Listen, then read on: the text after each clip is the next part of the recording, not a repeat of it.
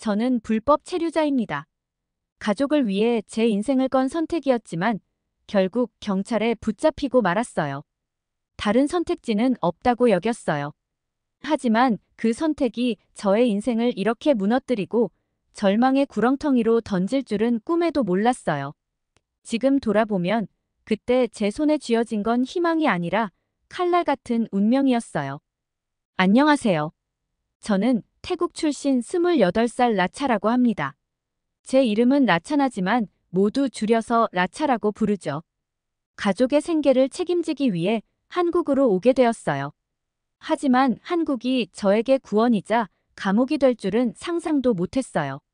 작은 여행 가방 하나, 관광비자, 그리고 제 동생 난타의 미래를 책임지겠다는 굳은 결심만을 품고 떠나왔어요. 태국에서는 기회라는 것이 너무 드물었고 난타의 대학 진학을 위해선 더 많은 돈이 필요했거든요. 제가 떠난 이유는 단 하나였어요. 난타가 더 나은 미래를 꿈꿀 수 있도록. 첫 몇 주는 정신없이 지나갔어요. 길거리는 질서정연했어요. 차들이 신호에 딱 맞춰 멈추고 버스는 시간표에 맞춰 정확히 운행했어요. 작은 도시 외곽의 의류공장에서 일자리를 구했는데 그곳 이름조차 제대로 발음하기 어려웠죠. 공장에선 금속, 기름, 그리고 땀 냄새가 진동했어요. 무겁고 숨이 막히는 냄새였지만 생존을 의미했죠. 처음엔 옷을 접고 포장하는 간단한 일부터 시작했어요. 제가 만든 옷들은 잡지에서나 보던 나라들로 보내질 거였죠. 일은 고됐지만 임시라고 생각하며 버텼어요. 몇 달이면 될 거라고 매일 밤 스스로를 다독였죠. 하지만 몇 달은 1년이 되고 1년은 여러 해로 이어졌어요. 관광비자가 조용히 만료되면서 저는 그 순간부터 보이지 않는 사람이 되었어요. 방문객이 아닌 불법 체류자가 된 거예요. 매일매일 경찰 눈에 띄지 않으려고 피해 다녔어요. 이민자 단속이 예고 없이 이루어질 때면 우리는 들짐승처럼 경찰의 움직임을 감지하고 도망쳤어요. 도망치는 게 익숙해졌고 머릿속엔 피해야 할 길과 사람, 그리고 시간을 자동으로 계산하게 됐죠. 하루 15시간의 교대 근무가 일상이 되었어요. 공장은 서류 대신 노동력을 원했으니까요. 재봉틀을 돌리고 옷을 꿰매는 손이 기계처럼 빨라졌어요. 바늘 한 땀 한 땀이 돈이었고 모은 돈은 모두 난타에게 보냈어요. 많진 않았지만 그걸로도 난타의 꿈을 이어나갈 수 있다고 생각했죠. 동생에게는 힘들다는 말 대신 난 괜찮아, 난타. 조금 피곤할 뿐이야 같은 짧은 메시지만 보냈어요. 그게 전부였어요. 공장 근처에서 만난 아시아 출신 동료들과 작은 방을 나눴으며 지냈어요. 3명의 룸메이트와 함께 얇은 매트 위에서 잠을 청했는데 서로 가까이 누워 팔만 뻗어도 옆 사람이 닿을 정도였죠. 겨울엔 히터가 제대로 작동하지 않아 외투를 입고 얇은 이불 아래서 서로 몸을 기대며 추위를 견뎠어요. 미얀마, 캄보디아, 베트남에서 온 룸메이트들과 우리는 각자 다른 나라에서 왔지만 같은 사연을 안고 있었어요. 더 나은 삶을 꿈꾸며 고향을 떠났지만 결국 이곳에 갇혀버린 거죠. 가끔씩 집이 그리워 이야기를 나눌 때가 있었어요. 메이라는 친구는 할머니의 요리가 그립다고 했고 툰이라는 친구는 고향 마을의 흙길에 비가 내릴 때의 냄새를 가장 그리워했어요. 저는 방콕의 야시장이 그리웠죠. 음악 소리와 상인들의 떠들썩한 목소리, 그리고 숯불에 구워지는 고기 냄새가 섞인 그 풍경이요. 그 순간들만큼은 우리가 잠시나마 공장을 벗어나 익숙한 고향으로 돌아간 기분이었어요. 하지만 대부분의 밤은 아무 말 없이 침묵 속에 누워 있었어요. 이대로 얼마나 버틸 수 있을까? 언제까지 이렇게 살아야 할까? 같은 생각들이 머릿속을 떠나지 않았죠. 아무도 입 밖으로 꺼내진 않았지만 그 물음은 창틈으로 스며드는 겨울바람처럼 방 안을 떠돌았어요. 매일 스스로에게 이렇게 다짐했어요. 모든 고생이 결국엔 의미 있을 거라고. 난타가 내가 꿈꾸지 못했던 삶을 살 수 있다면 이 모든 수고가 가치 있는 일이 될 거라고. 학교를 졸업하고 학위를 딴 뒤 공장과 두려움 없는 삶을 살게 된다면 그때야 비로소 내가 한 선택이 옳았다고 느낄 수 있을 거라고요. 그런 생각이 없었다면 하루하루를 버티기 힘들었을 거예요. 하지만 꿈이라는 건 참 잡기 어려운 거더라고요. 시간이 지나면서 한국에서의 하루가 흐릿해졌어요. 교대 근무가 하나로 이어지고 계절이 바뀌는 것도 모를 정도였죠. 겨울엔 추위가 뼛속까지 스며들어 몸이 굼떠지고 여름엔 공장이 마치 용광로처럼 더워졌어요. 하지만 쉬지 않았어요. 제 몸은 고통과 피로를 외면하며 움직이는 기계가 되었어요. 휴식은 사치였죠. 어느 순간 이런 생각이 들기도 했어요. 내가 잘한 선택이었을까? 이 끝없는 노동과 지친 일상이 내가 상상했던 삶이 맞을까? 난타를 위해 뭐든 견딜 수 있을 거라 생각했는데 가끔은 내가 조금씩 사라지는 기분이 들었어요. 마치 바느질된 실밥이 하나씩 풀리듯이요. 난타가 내가 감당하는 대가를 알까 싶다가도 어쩌면 모르는 게 나을지도 모르겠다고 생각했어요. 저는 점점 연기에 능숙해졌어요. 괜찮은 척, 겁먹지 않은 척, 그리고 고향이 그립지 않은 척하며 하루를 버텼죠. 필요할 땐 웃고 나머지 시간엔 고개를 숙였어요. 그게 더 쉬웠으니까요. 주말도 휴일도 쉴 틈도 없었어요. 그저 일하고 또 일하며 언젠가 충분할 거라는 희망만 붙잡았죠. 매달 난타에게 송금할 때면 작은 승리처럼 느껴졌어요. 제가 굶고 낡은 옷을 입어야 하더라도 상관없었어요. 난타의 꿈이 살아있는 한 저는 계속 나아갈 수 있었으니까요. 후회는 없다고 다짐했지만 가끔 후회가 그림자처럼 조용히 스며들어왔어요. 만약 고향으로 돌아가지 못한다면 혹시 여기에 영원히 갇혀 가족과 세상의 기억 속에서 사라진 유령처럼 남게 된다면요? 그런 생각을 떨쳐내려 애썼어요. 아직은 그런 생각을 할 여유가 없으니까요. 그래서 전 오늘도 꿰매고 모으고 버티며 살아가요. 하루하루를. 여름밤의 공기는 끈적하게 느껴졌고 나는 공장 바닥에 등을 차가운 금속 벽에 기대고 앉아 있었어요. 땀이 온몸에 들러붙었고 근육은 너무 아파 움직이기도 힘들었죠. 몸은 쉬고 싶다고 아우성쳤지만 머릿속은 멈출 줄 모르고 돌아갔어요. 임금과 월세, 난타에게 보낼 돈을 어떻게 마련할 수 있을지 계산하며 말이에요. 조금만 더 라고 스스로를 다독였죠. 몇 달만 더 버티면 나아질 거라고요. 그래도 희망했어요. 그때 주머니 속 핸드폰이 진동했어요. 처음엔 평소처럼 스팸 전화겠거니 하고 무시하려 했는데 뭔가 느낌이 이상했어요. 화면을 보니 난타의 이름이 떠 있더라고요. 주저없이 전화를 받았어요. 언니. 난타의 목소리는 밝고 기쁨으로 가득 차 있었어요. 몇 년 만에 처음 듣는 행복한 목소리였죠. 합격했어. 나 대학 들어가. 순간 아무 말도 할 수 없었어요. 마치 피로로 짙게 드리워진 안개가 잠시 걷히며 그 소식이 내 안에 스며드는 듯 했어요. 난타가 해냈어요. 내 오랜 희생과 끝없는 노동이 바로 이 순간을 위해 존재했던 거예요. 저도 모르게 얼굴에 미소가 번졌어요. 오랜 시간 단조로운 일상 속에서 잊고 지냈던 감정이었죠. 내가 해낼 줄 알았어 라고 나는 떨리는 목소리로 속삭였어요. 난 내가 꼭 할 거라 믿었어. 그 잠깐의 순간 기쁨이 나를 감쌌고 여름밤의 더위보다 더 따뜻하게 느껴졌어요. 난타가 깔끔한 대학 교복을 입고 책을 들고 희망으로 가득한 캠퍼스를 걸어다니는 모습을 상상했어요. 그의 밝은 미래를 그리는 그 상상이 지금 내 고통을 견딜 수 있게 해주는 유일한 이유였어요. 하지만 난타의 목소리가 이내 낮아지며 망설임이 묻어났어요. 언니 힘들면 이제 집에 와도 돼. 언니는 이미 충분히 했어. 그 말은 가슴에 비수처럼 꽂혔어요. 내가 여기 남아 버틴 이유가 되어준 난타가 이제 그만 돌아오라고 말하고 있었으니까요. 일로 거칠어진 손을 내려다봤어요. 갈라지고 때가 묻고 고된 노동으로 거칠어진 손이었죠. 그 순간 돌아가겠다고 말하고 싶었어요. 이제 모든 게 해결됐다고, 더 이상 고생할 필요 없다고 말이에요. 하지만 현실은 잔인했어요. 모아둔 돈은 아직 부족했어요. 대학 등록금은 한 번만 내면 끝나는 게 아니잖아요. 난타에게 남은 몇 년의 학비를 감당해야 했죠. 아니야. 나는 억지로 웃는 목소리로 답했어요. 거의 다 됐어. 조금만 더 하면 돼. 그리고 그가 더 말할 틈도 주지 않고 전화를 끊었어요. 희미한 공장 불빛 속에 앉아있던 나는 잠시 스며들었던 기쁨을 밀어내고 결심을 다잡았어요. 아무리 힘들어도 나는 계속해 나갈 거예요. 난타를 위해서. 다음 날 나는 공장에서의 야간 근무에 더해 낮엔 건설 현장에서 자재를 나르는 일을 시작했어요.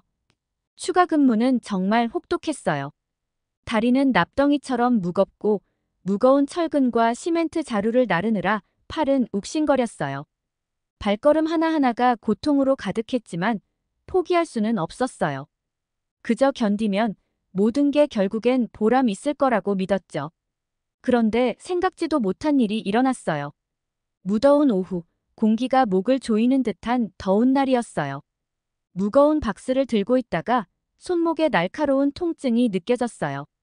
마치 뜨거운 철사가 근육을 찢고 지나가는 것 같았죠. 미처 반응할 틈도 없이 박스가 내 손에서 미끄러지며 바닥에 쾅 소리를 내며 떨어졌어요.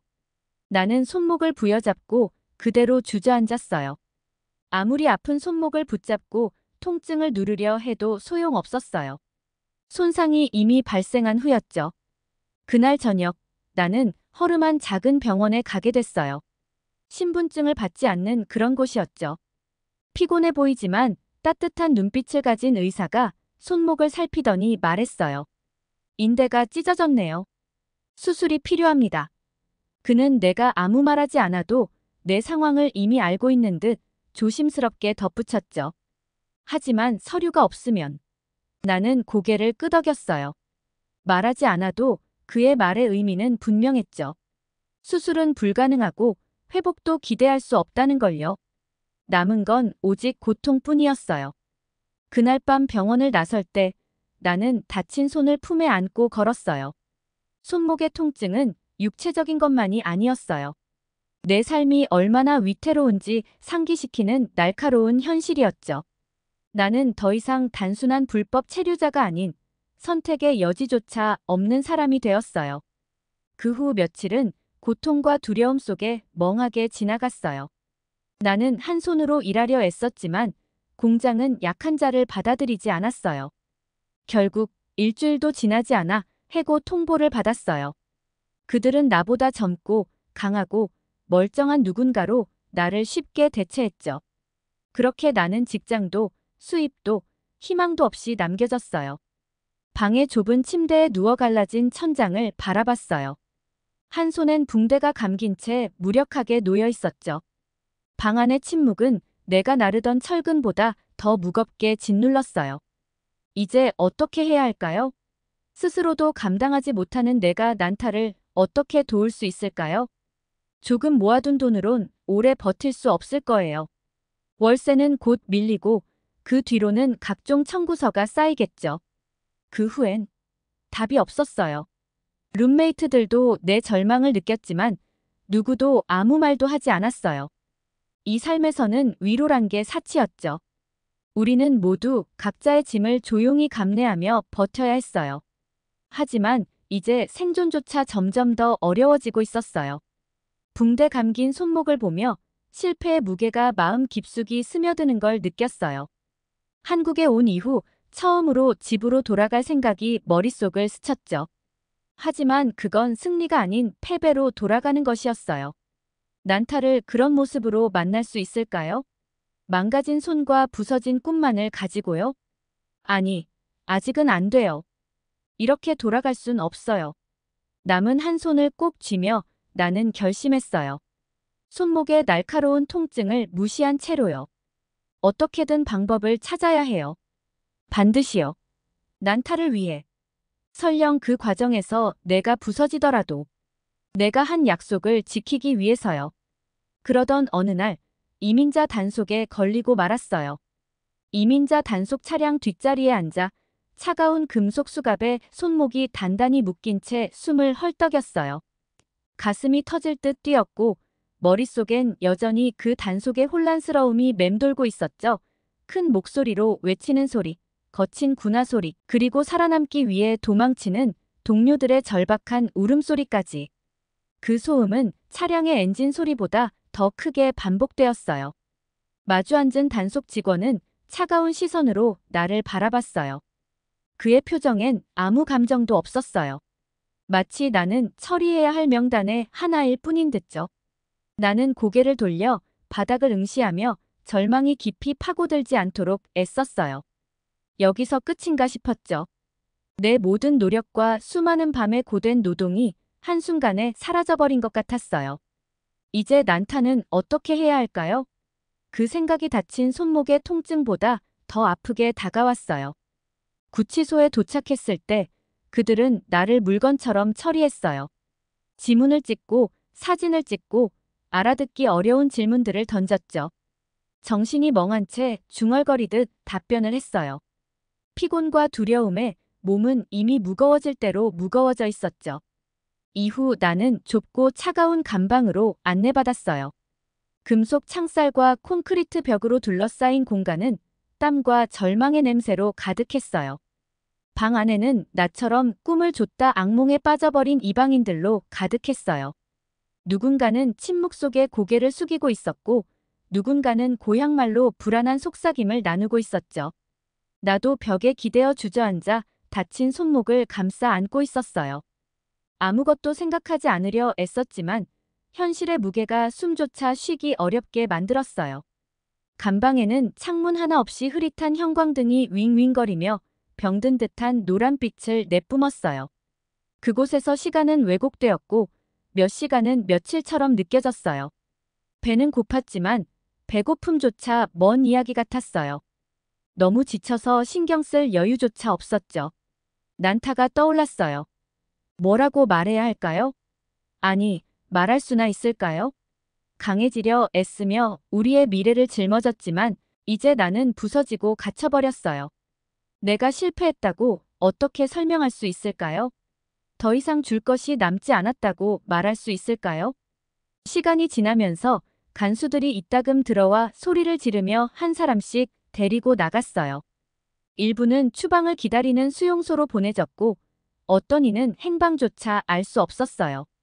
나도 곧 차례가 올 거라는 생각이 머릿속에서 쥐처럼 끊임없이 갉아먹고 있었어요. 나는 차가운 벽에 머리를 기대고 눈을 감았어요. 태국에서의 기억이 물밀듯 떠올랐어요.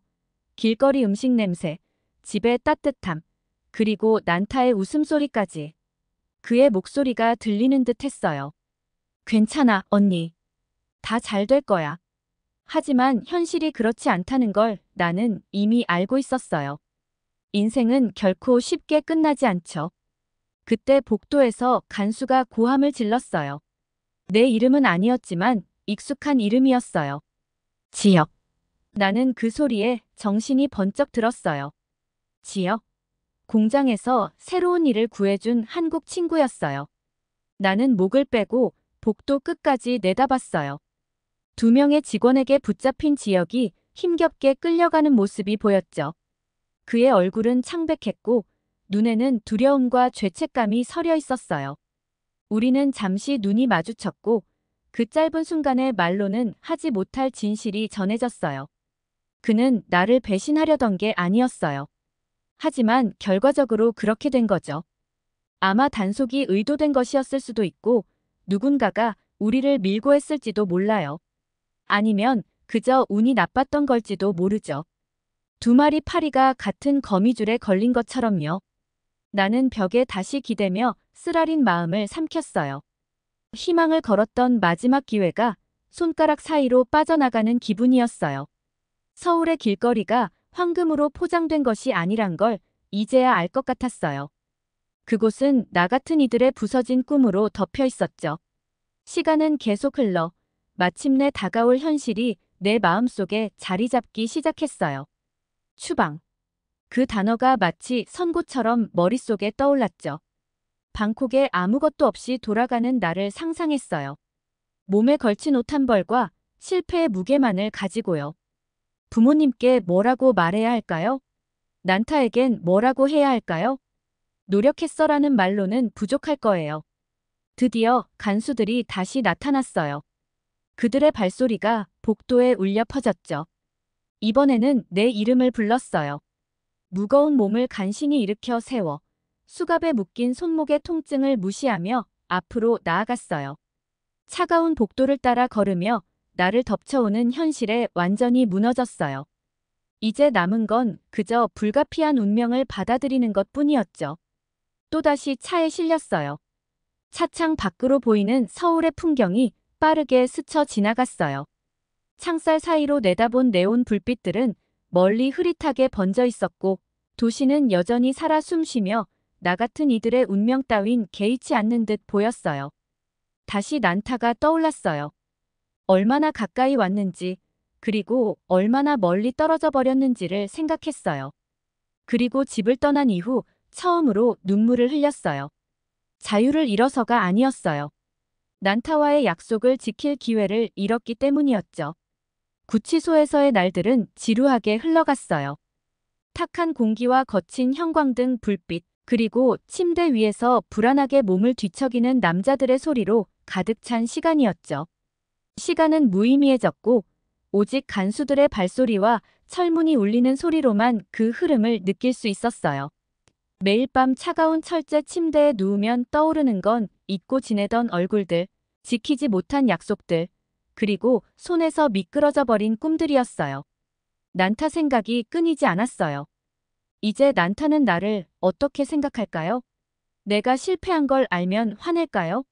아니면 내가 떠난 걸 원망할까요? 혹은 더 끔찍한 생각이었지만 나를 불쌍하게 여길까요? 모든 걸 바치고도 빈손으로 돌아오는 언니를요. 그런 생각들이 나를 밤새 잠들지 못하게 했어요. 매 순간이 마치 내가 저지른 선택에 대한 벌처럼 느껴졌어요. 후회가 가슴 한가운데 깊게 자리 잡고 놓아주질 않았어요. 내가 다른 선택을 했더라면 피할 수 있었을까 생각해보기도 했지만 이제 그런 건 아무 의미도 없었어요. 나는 여기 있었고 나의 운명은 이제 나를 사람으로조차 여기지 않는 이들의 손에 달려 있었으니까요. 그러던 어느 날 아침, 그곳의 회색빛 세상 속에 작은 온기가 스며들었어요. 그 온기를 가진 사람의 이름은 민서였죠.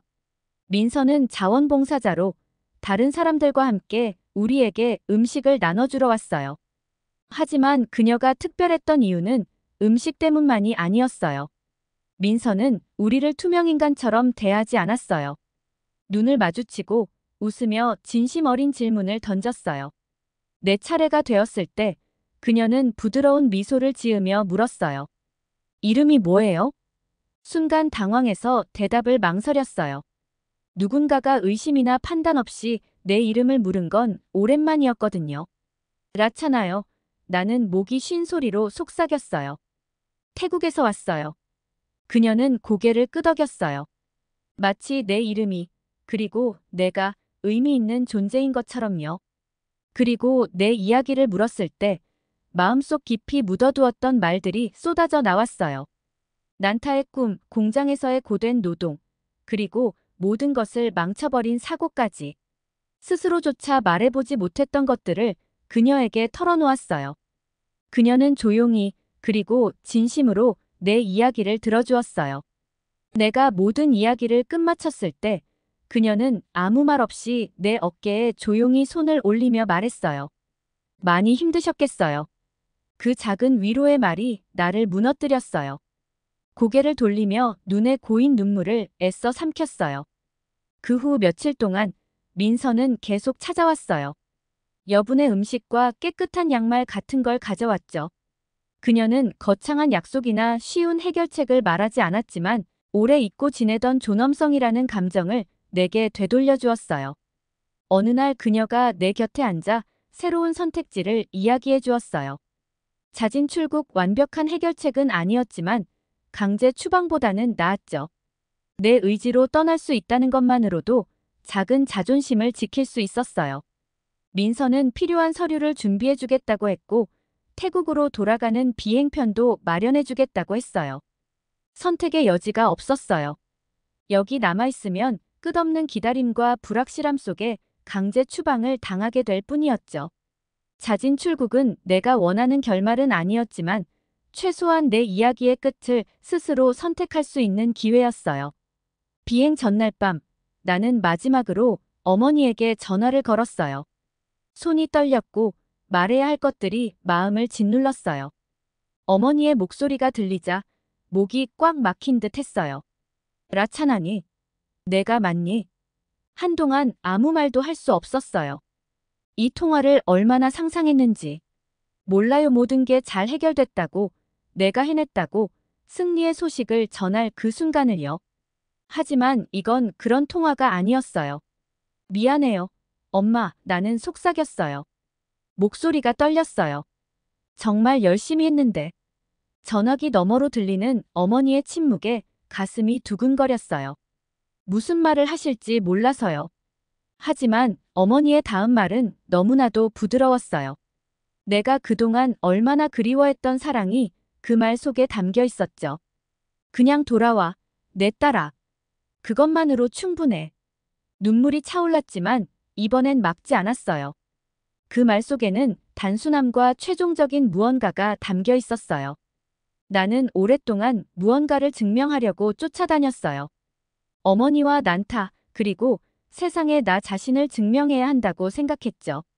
하지만 결국 그들이 원한 건 내가 돌아오는 것 뿐이었어요. 단지 나 자신으로요. 전화를 끊고 나니 슬픔과 안도가 뒤섞인 이상한 감정이 들었어요. 앞으로의 길이 불확실하긴 했지만 적어도 이제 그 길을 부끄럼 없이 걸어갈 수 있을 것 같았어요. 다음 날 아침, 민서가 공항까지 나를 데려다 주었어요. 그녀는 보안 검색대를 통과할 때까지 내 옆에 있어 주었죠. 그녀의 존재는 힘든 순간에도 세상에는 여전히 친절함이 존재한다는 걸 상기시켜 주었어요. 비행기에 올라 마지막으로 도시를 바라봤어요. 서울은 내게 많은 의미를 지닌 곳이었어요. 도망칠 곳이자 감옥이었고 전쟁터 같은 곳이었죠. 하지만 이제는 그저 내가 살아남았던 곳일 뿐이었어요. 나는 자리에 기대어 눈을 감았어요. 엔진 소리가 크게 울렸고 오랜만에 집을 상상할 수 있었어요.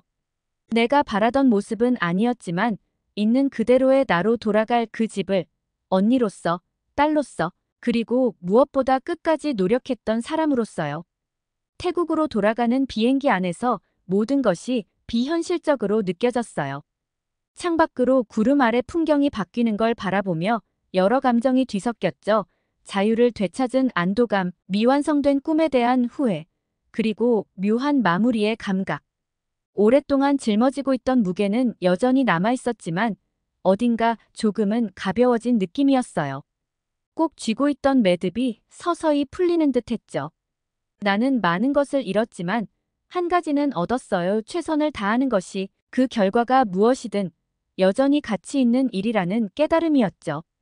비행기가 착륙하고 입국 게이트를 통과했을 때 익숙한 습한 공기가 나를 안아주는 듯 했어요. 가족들이 기다리고 있었고 그들의 얼굴엔 기쁨과 걱정이 뒤섞여 있었죠. 말수가 적고 감정을 잘 드러내지 않는 아버지마저 나를 보자마자 단단히 끌어안았어요. 언제 마지막으로 아버지에게 이런 포옹을 받았는지 기억조차 나지 않았어요. 아니, 어쩌면 그런 적이 없었을지도 몰라요. 나는 그 따뜻한 포옹 속에 몸을 묻으며 떨어져 있던 시간들이 단번에 녹아내리는 걸 느꼈어요. 어머니는 눈가에 눈물을 머금고 제 얼굴을 두 손으로 감싸쥐며 속삭였어요. 이제 집에 왔구나. 그녀의 목소리는 감정으로 가득 차 있었어요. 그 옆에 서 있는 난타는 어느새 훌쩍 자라 있었고 예전과는 다른 잔잔한 강인함이 느껴졌어요. 그는 별다른 말을 하지 않았지만 그 미소 하나만으로 모든 걸 알 수 있었어요. 내가 어떻게 돌아왔든 상관없이 그는 나를 자랑스러워하고 있었어요. 몇 년 만에 처음으로 마음이 평온해졌어요. 빈손으로 돌아왔지만 최선을 다했다는 걸 알기에 그걸로 충분했어요. 놀랍게도 그것만으로도 괜찮았죠. 부모님의 격려로 새로운 시작을 하기로 했어요. 농장의 작은 부분을 가게로 개조해 작은 의류 수선집을 열었어요. 가게 안에는 한국에서의 시간들을 담은 사진들을 걸어두었어요. 그것들은 고통과 생존, 그리고 인내의 기록이었죠. 공장, 추운 겨울, 그리고 북적거리는 거리에서 내가 더 나은 삶을 위해 싸웠던 흔적들이었어요. 가장 잘 보이는 곳엔 지혁, 민서와 함께 찍었던 사진을 걸어두었죠. 그 사진들은 세상이 무너져 내릴 것 같은 날마다 나를 버티게 해준 생명줄 같은 것들이었어요. 그들을 다시 만날 날을 기약하며 저는 오늘도 희망을 품고 살아가고 있어요. 그리고 나는 모든 것이 아주 조금씩이라도 괜찮아질 거라고 믿어보기로 했어요. 저에게 새로운 삶의 희망을 준 한국 친구들에게 이 사연을 바치며 마무리할게요. 당신들의 응원 덕에 이곳에서 새로운 꿈을 꽃피웠어요. 정말 감사합니다. 언제나 당신들을 응원할게요. 오늘의 이야기는 여기까지입니다. 오늘의 사연이 마음에 드셨다면 구독과 좋아요 부탁드리겠습니다. 끝까지 들어주셔서 감사합니다. 더 좋은 사연으로 여러분을 찾아오겠습니다. 감사합니다.